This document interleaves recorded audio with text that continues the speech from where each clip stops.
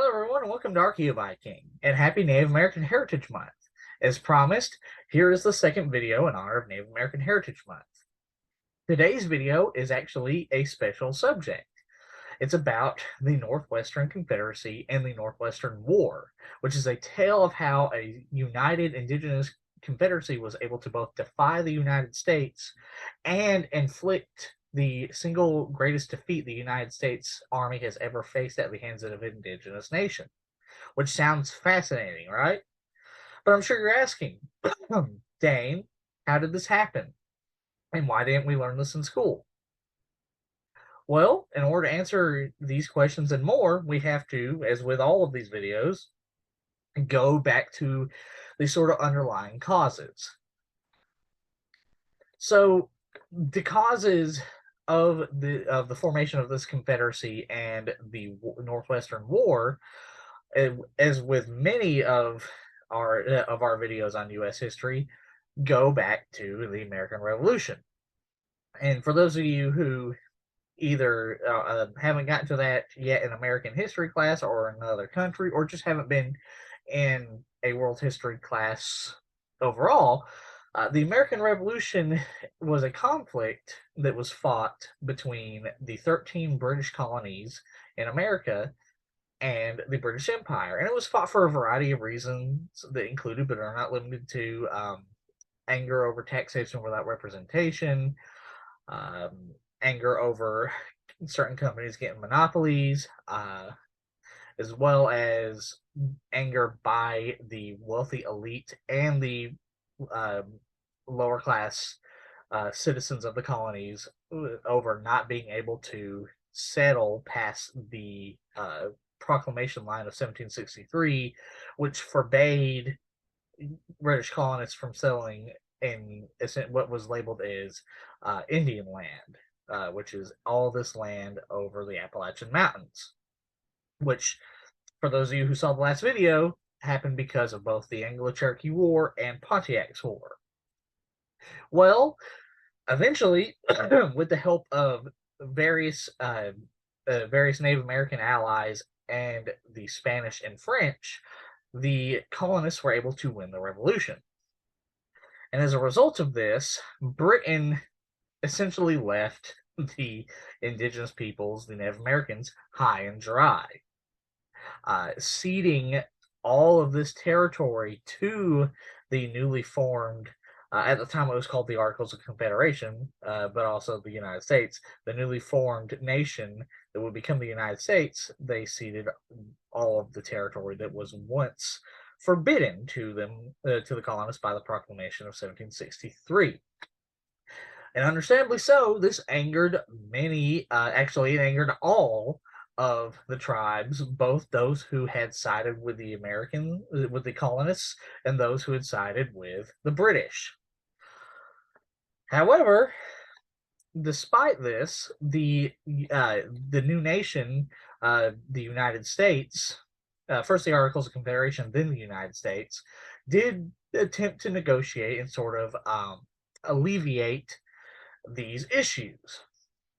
And they did this by essentially copying the Proclamation of 1763 down to essentially the last detail and name, entitled it the Proclamation of 1783, acknowledging the indigenous rights to the lands beyond the Appalachian mountain range, and essentially promising the same thing that the Proclamation of 1763 had, that colonists would not settle over the Appalachian mountain ranges.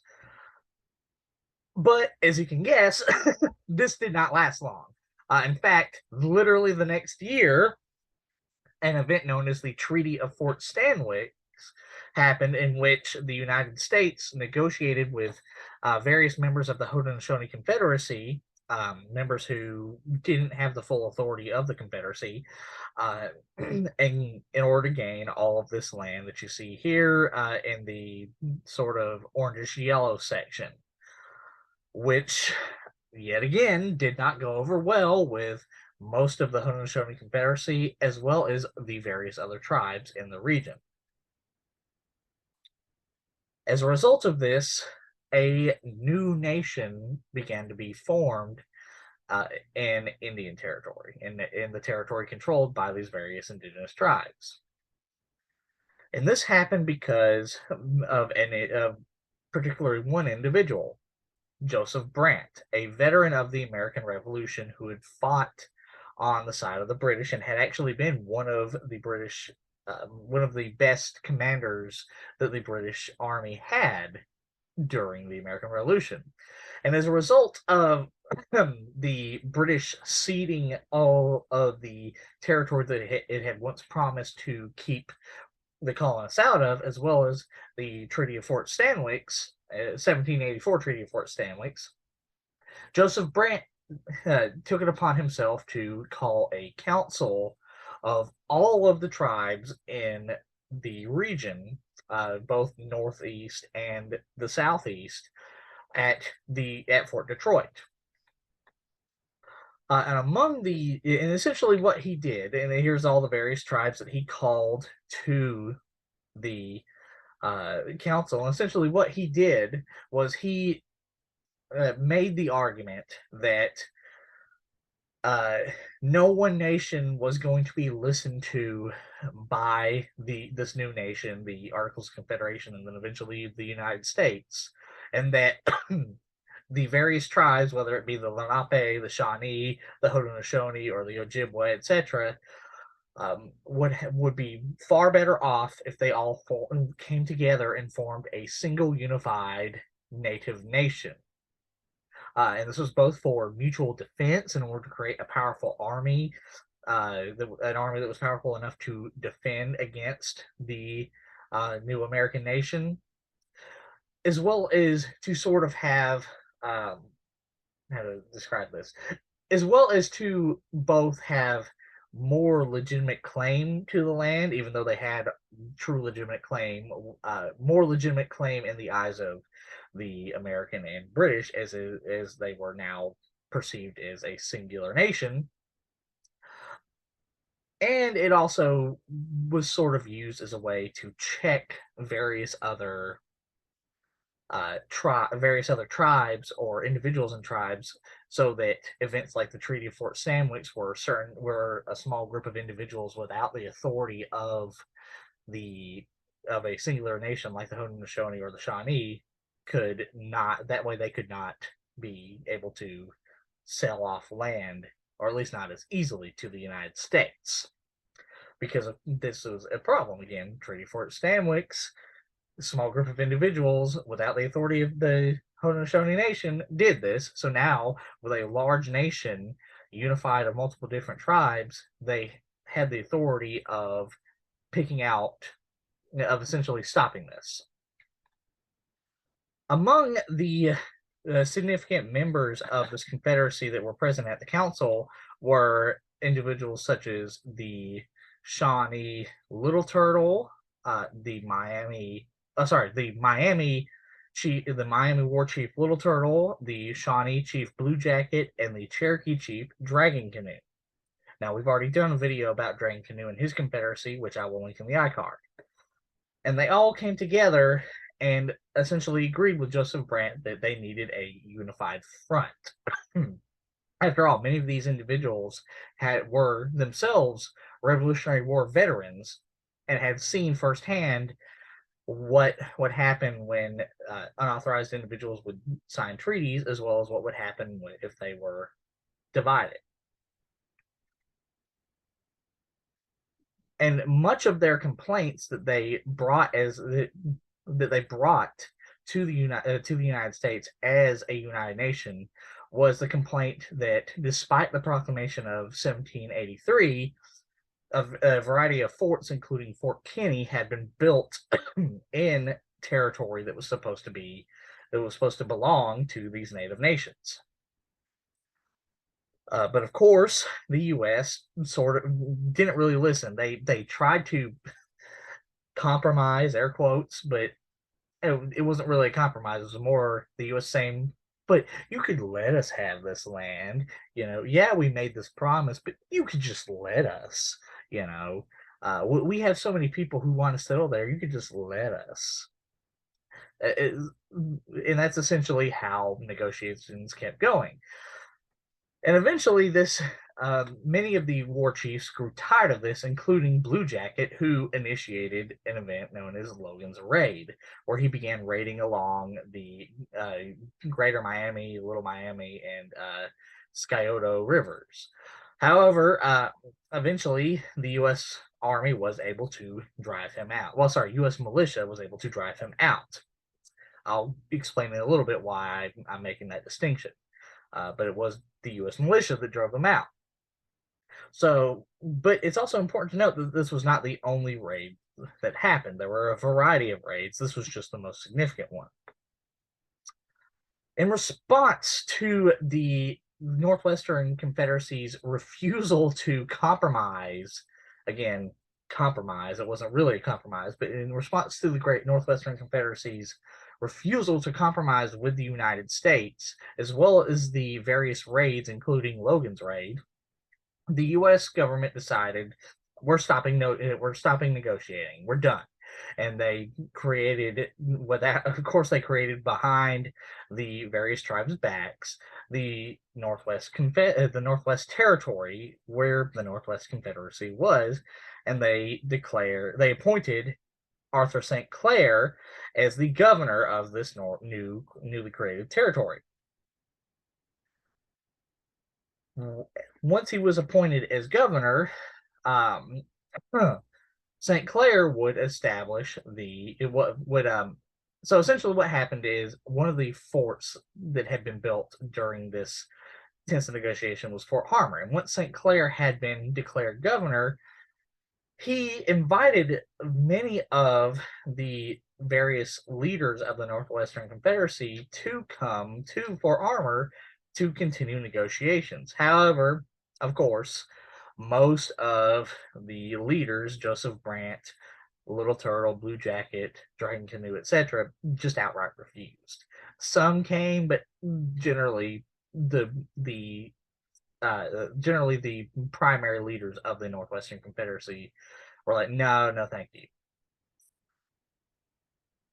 So in response to this, in response to these raids, in response to continued refusal, or at least perceived refusal by the United States part of the Northwestern Confederacy's refusal to compromise, again, wasn't really a compromise, the U.S. declared war on the Northwestern Confederacy. And the individual to do this was actually our first president, George Washington. And it's interesting to note that he actually did this sort of against the recommendation of the Congress and the House of Representatives. Excuse me. The Congress and House of Representatives were actually, at least to a point, willing to try and continue to negotiate. But George Washington, and not just him, many senators also, such as Alexander Hamilton, were tired of this, and they decided enough was enough, and under the authority of George Washington, they declared war on the Northwestern Confederacy, which is also interesting because while he was declaring war on the Northwestern Confederacy, George Washington himself was trying to negotiate more with the southeastern tribes, such as the Cherokee, the Muskogee Creek, and the Choctaw. In fact, it was reversed. In that case, the Senate and House of Representatives were wanting more military force on the southeastern tribes, and George Washington was the one who was saying, no, we need to negotiate more. So it's a really interesting dichotomy that happened during this time. But that aside, George Washington did declare war on the Northwestern Confederacy. And he put the general he put in command was an individual by the name of Harmar, who initiated what became known as Harmar's Campaign, where he would march through the St. Mary's, St. Joseph's, and the Maumee River in order to attack the Northwestern Confederacy. However, what's important to note is that during this time, the American army was sort of non-existent. The Continental Army had been largely disbanded after the American Revolution, and the newly created American Army only had one regiment, the First American Regiment, and at its height during Harmer's campaign, it only had about 1,000 to maybe 1,300 men. That's right, you heard me.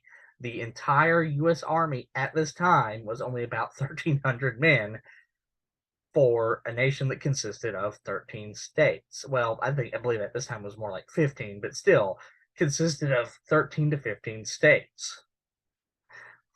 Meanwhile, the Northwest Confederacy, as you saw, consisted of between 12 to anywhere between 12 to 20 tribes, or 20 tribal nations. Let me clarify, they were nations.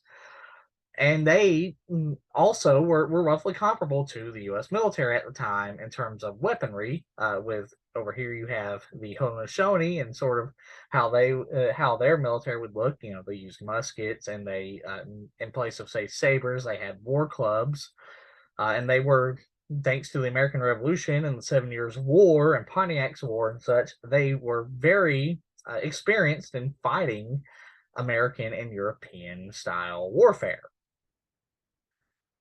And furthermore, they were much more than just 1,100 men. In fact, it's estimated that, for example, the Cherokee and Muskogee could muster between the Cherokee and Muskogee Confederacies could muster between 3,000 to 5,000 warriors, give or take. And that's just those two confederacies. Now imagine the Northwestern Confederacy that included both Dragon Canoe's Confederacy of Shawnee, Muskogee Creek, Choctaw, and Cherokee, and the Northwestern Confederacy that consisted of tribes like the Odawa, the Wyandot, the Shawnee, the Lenape, the Haudenosaunee Confederacy, which itself was 6 different tribal nations.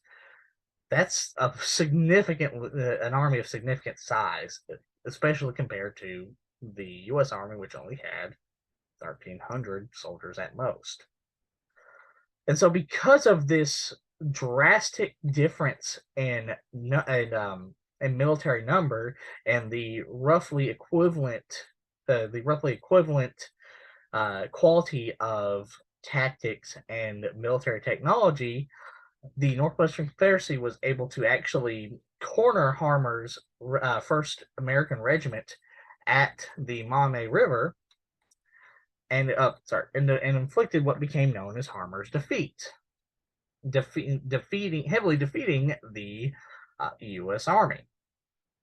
As a result of this resounding victory, Joseph Brant, among others, began to advocate for the reopening of negotiations, because, again, the Northwestern Confederacy had defeated the Americans heavily at the Battle of Harmer's Defeat, and Joseph Brant and his more moderate allies felt that reopening negotiations and trying to negotiate a deal that was beneficial to the Northwestern Confederacy and their allies, like Dragon Canoe's Confederacy, was the best course of action. Because Joseph Brant, at least in his mind, and the mind of his allies, felt that this was only temporary. Like, this victory was only temporary, that eventually the Americans would reform their military and would come back in force. And he was afraid that the Northwestern Confederacy would not survive a concerted invasion. And this is not, this is not unfounded. I mean, he was a veteran of the American Revolution. He had seen firsthand the effects of the destruction that had been caused by the Continental Army when they marched into his base of operations during the American Revolution. So this is very understandable. However, the more militant members of the Confederacy, such as Dragon Canoe, Blue Jacket, and Little Turtle, would win out, and that was because they had a majority. And this would actually be further helped, their majority and their beliefs on continuing the fight would be further helped by yet another resounding victory at the Wabash River when another when the 1st American Regiment was redeployed into the territory in an attempt to to punish and get revenge for Harmer's defeat. And this time it was led by St. Clair. And the Northwestern Confederacy in force surrounded St. Clair at the Wabash River and inflicted a defeat on him known as St. Clair's defeat. And this was, as I said, the single bloodiest defeat that the U.S. Army ever suffered at the hands of an indigenous nation. To put this into context, the Battle of Greasy Grass, also known as the Battle of Little Bighorn, the U.S. lost 200 troops. At St. Clair's defeat, the U.S. lost between 600 to 800 U.S. troops. So between 3 to 4 times more soldiers were lost at St. Clair's defeat.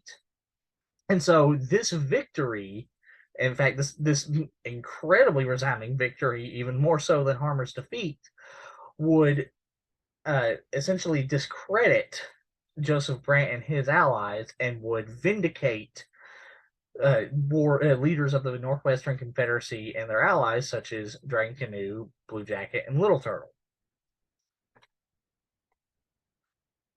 As a result of St. Clair's defeat, the U.S. government would replace St. Clair with Anthony Wayne, who would then, with the help of Congress, pass the Militia Acts of 1792.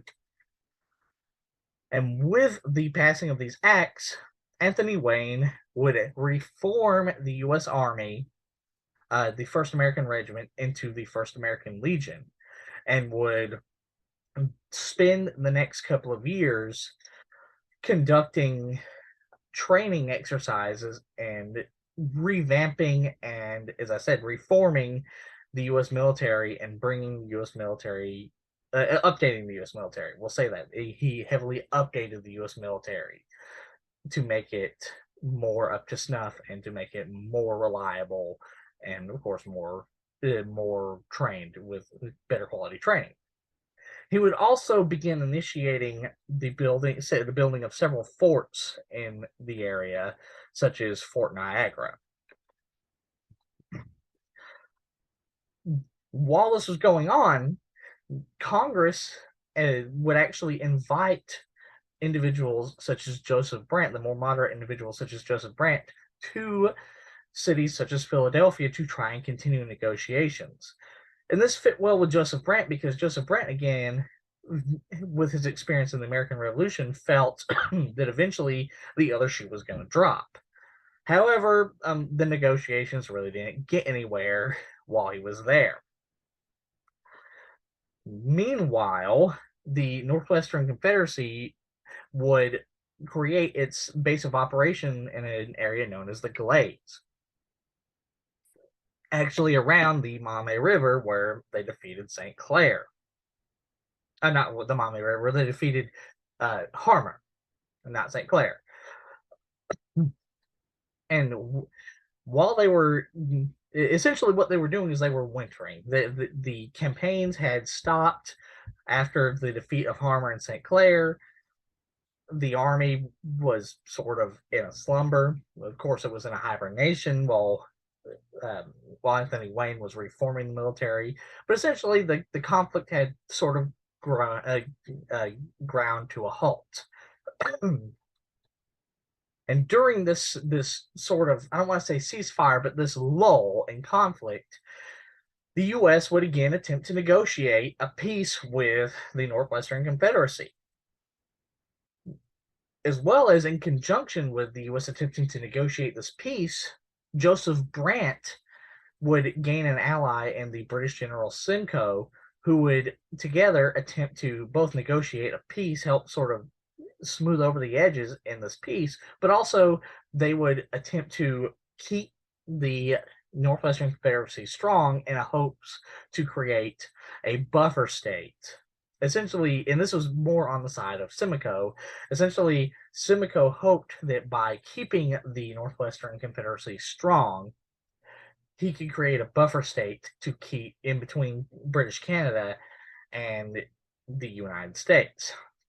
And Joseph Brant, of course, wanted this to happen because he wanted to keep the nation that he had helped create powerful so that the United States could not bulldoze over any other indigenous nation. However, as you can guess, this did not really go well. Joseph Brant had already lost a lot of influence, and Little Turkey and Blue Jacket did not want this peace at all.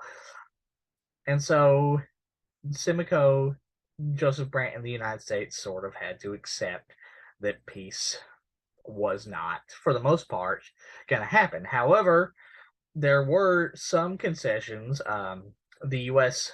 The U.S. ambassador Pickering was able to negotiate with the Wabash part of the Confederacy, and we'll get to that in a minute. It was so after these failed negotiations, Anthony Wayne would be attacked by Blue Jacket at Fort Recovery. Blue Jacket and many of his warriors would attack Fort Recovery. However, with Anthony Wayne's newly updated military force, he was able to repel the large force, the large war party that Blue Jacket had brought with him. So, as a result of this, the Odawa Nation, as a result of this, as well as other raids with mixed results, the Odawa Nation felt that it was time to return to their lands and sort of. So essentially, the Odawa Nation felt that that returning to their land and keeping their territory in a smaller, more defensible area was the best course of action. So they withdrew from the Confederacy as a whole and returned to their lands. Similarly, Pickering, at this negotiation in the Glaive, was able to negotiate a peace with the Wabash Nation, and so the Wabash Nation also withdrew from the Northwestern Confederacy. And so what this meant is the Northwestern Confederacy had lost a good chunk of its military force, and combining that with the fact that the Dragon Canoe's Confederacy in the southeast, the Confederacy that consisted of the Lower Shawnee, the Cherokee, the Muskogee Creek, and the Choctaw, were busy with another U.S. military force being led on and off again by what's his name? But other military forces being led in the region. That there was not that essentially the Cherokee this Confederacy in the southeast, the Cherokee, the Muskogee Creek, and the Shawnee and Choctaw were unable to come and aid their allies in the Northwestern Confederacy. So this meant, combined with the Wabash, the secession of the Wabash and Odawa nations from the Northwestern Confederacy, the Northwestern Confederacy was now at half its military capacity, which was not a good position for the Northwestern Confederacy to be in. And so, with the Northwestern Confederacy now heavily weakened militarily, Anthony Wayne commenced a campaign into the Northwestern Confederacy, a campaign that actually saw many of the villages and forts that the Northwestern Confederacy had set up themselves in the Glaive and other regions actually began to empty out. And eventually, after the retreat and withdrawal of the various warriors and war bands in these forts, as well as the burning of other forts, at the hands of Anthony Wayne's forces, Anthony Wayne was able to corner Blue Jacket and Little Turtle at the Battle of Fallen Timbers, and he was able to draw. He essentially he feigned a retreat. He tricked the Native American warriors into thinking that his militia was fleeing, and lured them into a tornado damaged area where a line of musketmen of essentially American regulars were able to open fire on them and just rip the Confederacy warriors to shreds, and defeating them at this area called Fallen Timbers because of the tornado damage. As a result of this defeat, the Northwestern Confederacy was dissolved completely, and the tribes that constituted what was left of the Northwestern Confederacy were forced by the United States to sign the Treaty of Greenville, ceding all this area right here in what is now the modern state of Ohio. And eventually, this would actually lead to more territory being ceded in 1800, like in Ohio, Illinois, and eventually Wisconsin. Wisconsin, etc., etc. And it would also, the result of, by winning these victories and gaining all this territory that would constitute much of the Midwest and the Southeast, this too eventually led to the U.S. being able to negotiate with France and gain the Louisiana Purchase. Now, the Northwestern Confederacy was not the only cause of the U.S. being able to gain the Louisiana Purchase. It was also because of the Haitian Revolution, which I will also link in the iCard. But the Northwestern Confederacy the Northwestern War most definitely had a hand in this becoming possible. Furthermore, the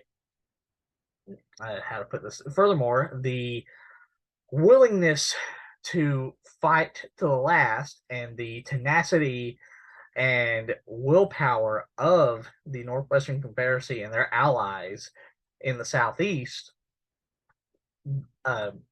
led many American politicians, such as Thomas Jefferson, to believe that the best course of action was rather than to continue trying to negotiate with people that they knew were not going to willingly give up their land without a fight, decided to propose ideas such as Indian removal.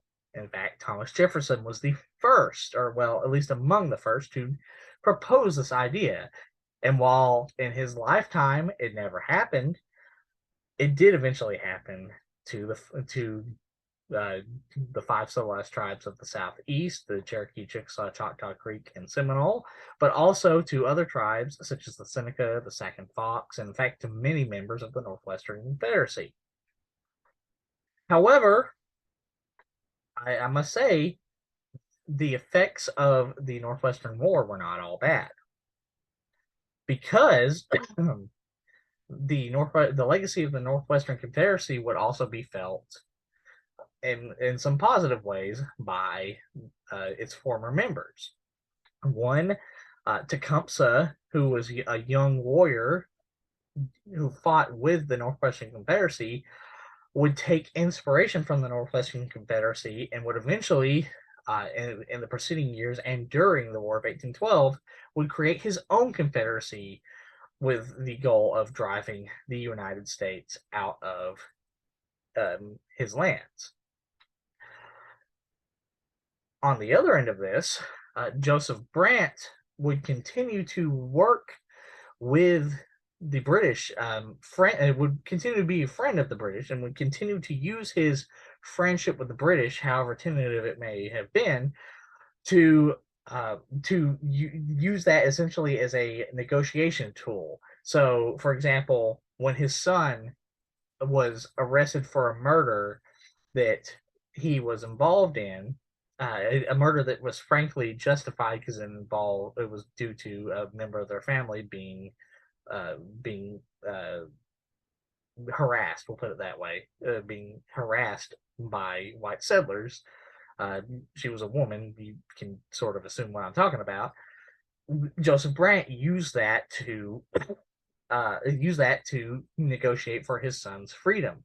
He also used his connections with the British to negotiate between the British and other tribes who wanted to wage war with the British. So when some tribes decided they wanted to attack the British because the British were refusing to acknowledge their treaties in much the similar way that the U.S. was refusing to acknowledge theirs, Joseph Brent was able to prevent conflict and was able to negotiate several deals that were beneficial to both parties. And he would continue this pattern well into his death. Granted, with mixed results because it didn't always work out the way he wanted to, and he always tried his best to really negotiate beneficial treaties for his nation, the Haudenosaunee Confederacy, and to preserve their survival, but he also tried to preserve the survival of other tribes. But again, that was also to mixed results. And of course, one of the biggest, if not the biggest,